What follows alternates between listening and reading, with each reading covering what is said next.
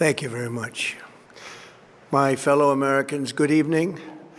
Let me begin by congratulating the team at NASA and our brave astronauts on the successful launch of Artemis II. It was quite something.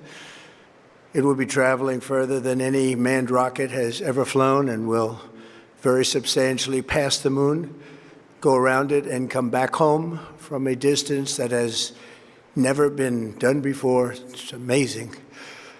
They are on the way, and God bless them. These are brave people. We want to God bless those 4 unbelievable astronauts. As we speak this evening, it's been just 1 month since the United States military began Operation Epic Fury, targeting the world's #1 state sponsor of terror, Iran.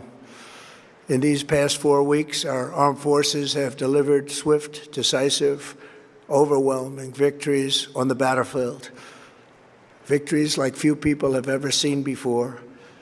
Tonight, Iran's Navy is gone. Their Air Force is in ruins. Their leaders, most of them terrorist regime they led, are now dead. Their command and control of the Islamic Revolutionary Guard Corps is being decimated as we speak. Their ability to launch missiles and drones is dramatically curtailed, and their weapons, factories, and rocket launchers are being blown to pieces. Very few of them left. Never in the history of warfare has an enemy suffered such clear and devastating large-scale losses in a matter of weeks.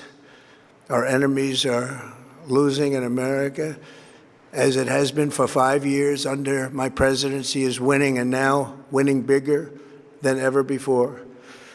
Before discussing this current situation, I also want to thank our troops for the masterful job they did in taking the country of Venezuela in a matter of minutes. That hit was quick, lethal, violent, and respected by everyone all over the world. After rebuilding our military during my first term, we have by far the strongest military anywhere in the world, and now we're working along with Venezuela and are, in a true sense, joint venture partners. We're getting along incredibly well in the production and sale of massive amounts of oil and gas, the second largest reserves on Earth after the United States of America. We're now totally independent of the Middle East, and yet we are there to help. We don't have to be there. We don't need their oil. We don't need anything they have, but we're there to help our allies. Tonight, I want to provide an update on the tremendous progress our warriors have made in Iran and discuss why Operation Epic Fury is necessary for the safety of America and the security of the free world. From the very first day I announced my campaign for president in 2015, I have vowed that I would never allow Iran to have a nuclear weapon. This fanatical regime has been chanting death to America, death to Israel for 47 years. Their proxies were behind the murder of 241 Americans in the Marine barracks bombing in Beirut, the slaughter of hundreds of our service members with roadside bombs. They were involved in the attack on the USS Cole, and they carried out the countless other heinous acts, including the just horrible, bloody atrocities of October 7th in Israel, something that most people have never seen anything like it. This murderous regime also recently killed 45,000 of their own people who were protesting in Iran. 45,000 dead. For these terrorists to have nuclear weapons would be an intolerable threat. The most violent and thuggish regime on earth would be free to carry out their campaigns of terror, coercion, conquest, and mass murder from behind a nuclear shield. I will never let that happen, and neither should any of our past presidents. This situation has been going on for 47 years and should have been handled long before I arrived in office. I did many things during my 2 terms in office to stop the quest for nuclear weapons by Iran. First, And perhaps most importantly, I killed General Qasem Soleimani in my first term. He was an evil genius, brilliant person, a horrible human being, however, the father of the roadside bomb. And he lived just horrible, what he did. Iran would have been perhaps in far better, stronger position. Had he lived, we would have had probably a different conversation tonight. But you know what? We'd still be winning and winning big. And then, very importantly, I terminated Barack Hussein Obama's Iran nuclear deal, a disaster. Obama gave them $1.7 billion in cash, green cash. Took it out of banks from Virginia, D.C., and Maryland, all the cash they had. He flew it by airplanes in an attempt to buy their respect and loyalty, but it didn't work. They laughed at our president and went on with their mission to have a nuclear bomb. His Iran deal would have led to a colossal arsenal of massive nuclear weapons for Iran, and they would have had them years ago, and they would have used them. It would have been a different world. There would have been no Middle East and no Israel right now, in my opinion, the opinion of a lot of great experts, had I not terminated that terrible deal. And I was so honored to do it. I was so proud to do it. It was so bad right from the beginning. Essentially, I did what no other president was willing to do. They made mistakes, and I am correcting them. My first preference was always the path of diplomacy, yet the regime continued their relentless quest for nuclear weapons and rejected every attempt at an agreement.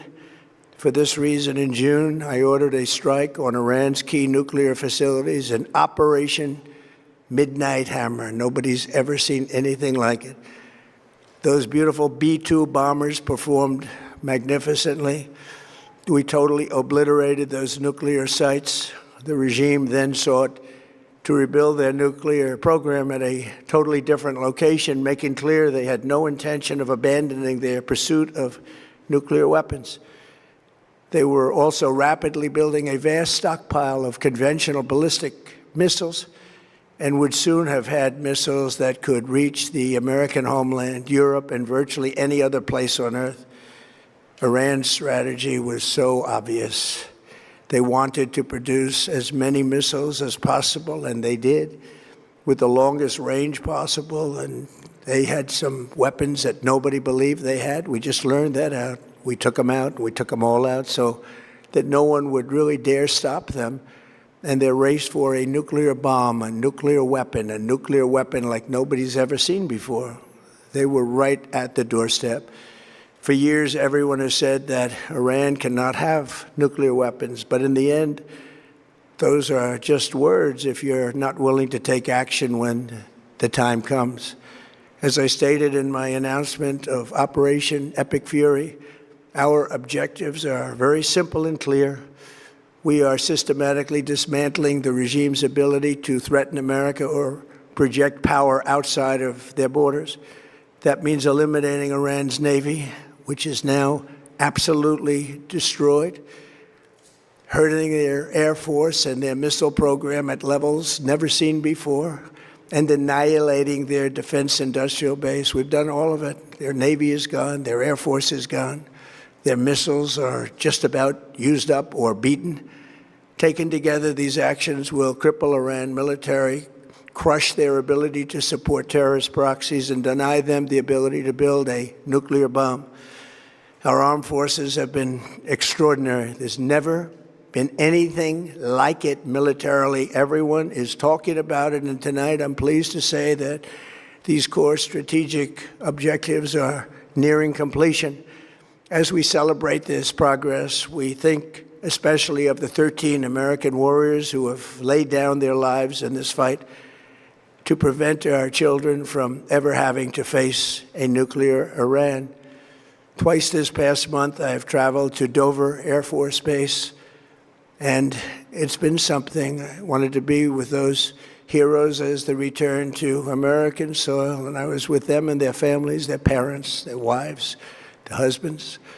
We salute them, and now we must honor them by completing the mission for which they gave their lives. And every single one of the people, their loved ones said, "Please, sir, please finish the job, every one of them. And we are going to finish the job, and we're going to finish it very fast. We're getting very close. I want to thank our allies in the Middle East, Israel, Saudi Arabia, Qatar, the UAE, Kuwait, and Bahrain. They've been great, and we will not let them get hurt or fail in any way, shape, or form. Many Americans have been concerned to see the recent rise in gasoline prices here at home.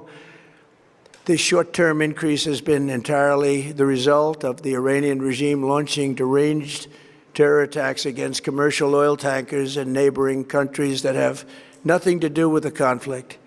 This is yet more proof that Iran can never be trusted with nuclear weapons. They will use them, and they will use them quickly. It would lead to decades of extortion, economic pain, and instability worse than we can ever imagine. The United States has never been better prepared economically to confront this threat. You all know that. We built the strongest economy in history. We're going through it right now, the strongest in history. In 1 year, we've taken a dead and crippled country. I hate to say that, but we were a dead and crippled country after the last administration and made it the hottest country anywhere in the world by far, with no inflation, record-setting investments coming into the United States, over $18 trillion, and the highest stock market ever, with 53 all-time record highs in just 1 year. It all positioned us to get rid of a cancer that has long simmered. It's known as the nuclear Iran, and they didn't know what was coming. They've never imagined it. Remember, because of our Drill Baby Drill program, America has plenty of gas. We have so much gas. Under my leadership, we are #1 producer of oil and gas on the planet, without even discussing the millions of barrels that we're getting from Venezuela. Because of the Trump administration's policies, we produce more oil and gas than Saudi Arabia and Russia combined. Think of that, Saudi Arabia and Russia combined. And that number will soon be substantially higher than that. There's no country like us anywhere in the world, and we're in great shape for the future. The United States imports almost no oil through the Hormuz Strait and won't be taking any in the future. We don't need it. We haven't needed it, and we don't need it. We've beaten and completely decimated Iran. They are decimated, both militarily and economically and in every other way. And the countries of the world that do receive oil through the Hormuz Strait must take care of that passage. They must cherish it. They must grab it and cherish it. They can do it easily. We will be helpful, but they should take the lead in protecting the oil that they so desperately depend on. So to those countries that can't get fuel, many of which refuse to get involved in the decapitation of Iran, we had to do it ourselves. I have a suggestion. #1, buy oil from the United States of America. We have plenty. We have so much. And #2, build up some delayed courage. Should have done it before. Should have done it with us, as we asked. Go to the Strait and just take it, protect it, use it for yourselves. Iran has been essentially decimated. The hard part is done, so it should be easy. And in any event, when this conflict is over, the Strait will open up naturally. It'll just open up naturally. They're going to want to be able to sell oil because that's all they have to try and rebuild. It will resume the flowing, and the gas prices will rapidly come back down. Stock prices will rapidly go back up. They haven't come down very much, frankly. They came down a little bit, but they've had some very good days over the last couple of days. We've done actually much better than I thought, but we had to take that little journey to Iran to get rid of this horrible threat. With our historic tax cuts, where people are just now talking about receiving larger refunds than they ever thought possible, they are getting so much more money than they thought. That's from the great big beautiful bill. Our economy is strong and improving by the day, and it will soon be roaring back like never before. It will top the levels that it was a month ago. I've made clear from the beginning of Operation Epic Fury that we will continue until our objectives are fully achieved. Thanks to the progress we've made, I can say tonight that we are on track to complete all of America's military objectives shortly, very shortly. We're going to hit them extremely hard over the next 2 to 3 weeks. We're going to bring them back to the Stone Ages where they belong. In the meantime, discussions are ongoing. Regime change was not our goal. We never said regime change, but regime change has occurred because of all of their original leaders' death. They're all dead. The new group is less radical and much more reasonable. Yet if during this period of time no deal is made, we have our eyes on key targets. If there is no deal, we are going to hit each and every one of their electric generating plants very hard and probably simultaneously. We have not hit their oil, even though that's the easiest target of all, because it would not give them even a small chance of survival or rebuilding. But we could hit it, and it would be gone, and there's not a thing they could do about it. They have no anti-aircraft equipment. Their radar is 100% annihilated.